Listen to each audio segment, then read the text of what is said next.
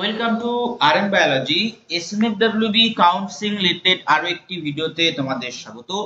আজকে আমি তোমাদের সঙ্গে ডিসকাস করব এসএমএফডব্লিউবি যতগুলো কোর্স আছে তার সবথেকে বেস্ট কোর্স অর্থাৎ ডিএমএলটি কোর্সে তোমাদের general candidate, EWS, SC, ST, OBC-A, OBC B, pH এদের কত র্যাঙ্ক থাকলে একটা গভর্নমেন্ট ডিএমএলটি কলেজ তোমরা পেতে পারো, সেটা ইএসআই হোক বা আমাদের স্টেট গভর্নমেন্টের কলেজ হোক।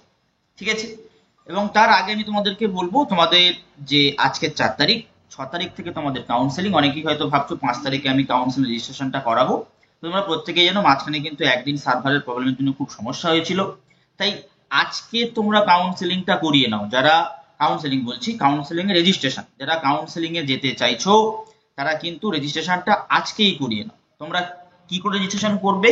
সব থেকে প্রথম তুমি তোমার অ্যাপ্লিকেশন নাম্বার এবং পাসওয়ার্ড দিয়ে লগ ইন করলে তোমার এরকম একটা সারফেস দেখতে পাবে।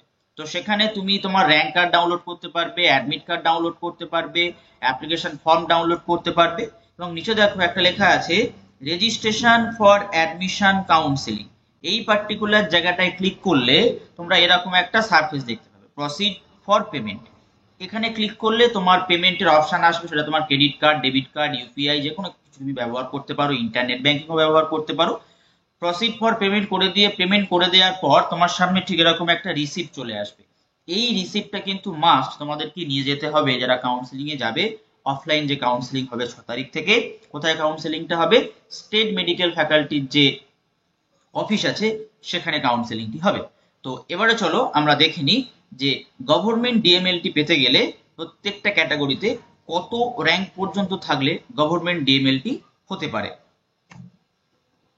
চলো দেখো, সব থেকে প্রথম আমরা সিটগুলো দেখি। ইউআর ক্যাটাগরিতে দেখো গভর্নমেন্টে টোটাল সিট আছে, স্টেট গভর্নমেন্টের যে সিট 261, এবং ইএসআই যে কটা কলেজ আছে নতুন যে সিট ম্যাট্রিক্স অনুযায়ী সেখানে ডিএমএলটিতে ইউআরদের জন্য 25টা সিট আছে। টোটাল কত? 286টা সিট। ইডব্লিউএস এর ক্ষেত্রে গভর্নমেন্টে 75টা সিট আছে, এবং ইএসআই তে কত সিট আছে? 7টা সিট রয়েছে। কত হলো? 82টা সিট। এবারে এসসি তে 172, ইএসআই তে 15। টোটাল এসসি গভর্নমেন্টে 172, ইএসআই তে 15, টোটাল 187টা সিট রয়েছে। তারপরে এসটি দের জন্য টোটাল দেখো 49টা সিট আছে। ওবিসি এ দেখো টোটাল 73টা সিট রয়েছে ওবিসি এর ক্ষেত্রে।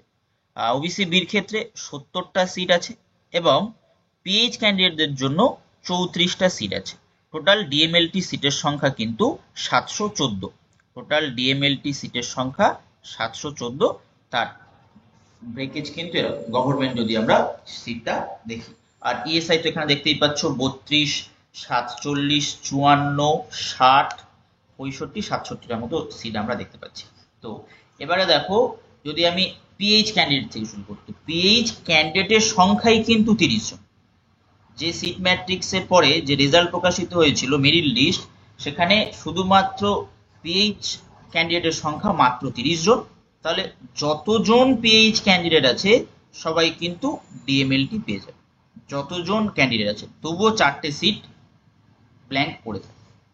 ওবিসি বি ক্যান্ডিডেট যারা, তাদের ওবিসি বি র্যাঙ্ক যদি 80 থেকে 100-র মধ্যে থাকে, 80 থেকে 100 এটা একটা হতে পারে, বা একদম সেফেস যদি বলো মোটামুটি 90 পর্যন্ত তোমরা সেফ আছো যে একটা ডিএমএলটি পেতে পারো। কারণ কি, যে 70টা সিট তাও 90 পর্যন্ত পাওয়া যাবে কেন?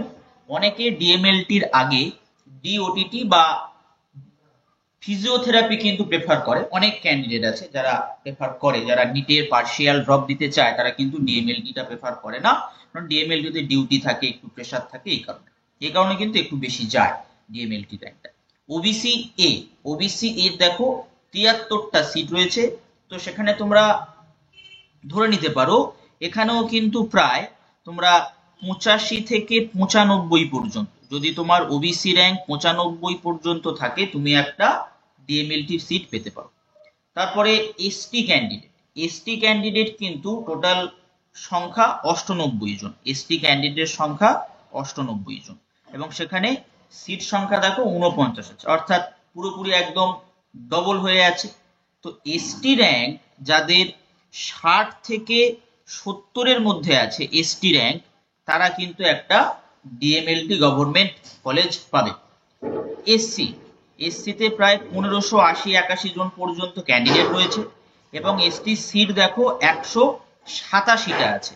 তো 187টা থেকে আমি বলতে পারি তোমাদেরকে 220 থেকে 230 যাদের র্যাঙ্ক এসটি র্যাঙ্ক, 220 থেকে 230 যাদের এসটি র্যাঙ্ক, তারা একটা গভর্নমেন্ট ডিএমএলটি সিট পেতে পারো। ইডাব্লিউএস ক্যান্ডিডেটের সংখ্যা কত? ইডাব্লিউএস ক্যান্ডিডেটের সংখ্যা 96 জন এবং সিট সংখ্যা কত ডিএমএলটিতে? 82। তো এখানে আমি বলে দিলাম মোটামুটি 90 পর্যন্ত যেতে পারে, অথবা অল এখানে লিখে দিলাম যে প্রায় সবাই পেয়ে যেতে পারে ডিএমএলটি কার্ডটা। এবারে ইউআর ক্যান্ডিডেট প্রায় 7000-এর উপরে আছে, 7064 জন মোস্ট প্রবাবলি। তো সেখানে ডিএমএলটি সিট কত? 286টা। তাহলে আমরা বলতে পারি যে ইউআর র্যাঙ্ক কম্বাইন্ড র্যাঙ্ক কিন্তু না, ইউআর র্যাঙ্ক মানে ক্যাটাগরি তোমাদের যাদের ইউআর তাদের যে কম্বাইন্ড র্যাঙ্ক এসছে সেখানে ইডাব্লিউএস র্যাঙ্ক আছে, এসসি র্যাঙ্ক আছে, এসটি ক্যান্ডিডেট আছে, ওবিসি বি, পিএইচ সবাই আছে।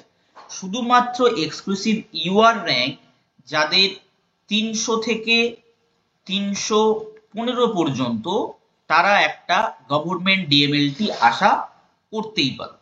এছাড়া পুরোপুরি একটা সেফ র্যাঙ্ক তোমাদের আমি প্রেডিক্ট করে দিয়েছি সমস্ত কোর্সের জন্য, সেটা তোমার ডিওটিটি, সিসিটি, সিএল যতগুলো কোর্স এসএমএমডব্লিউবির আন্ডারে আছে। তো আজকের এই ভিডিওতে তোমরা শুধুমাত্র ডিএমএলটি পেলে। তোমরা কমেন্ট করতে পারো তোমরা কোন কোর্সের এরকম ইন্ডিভিজুয়াল র্যাঙ্ক চাইছো, যে তোমরা সরকারি কত র্যাঙ্ক পর্যন্ত থাকলে পেতে পারো। অবশ্যই কমেন্ট করো, আমি পরবর্তী ভিডিওতে সেগুলো নিয়ে ডিসকাস করবো।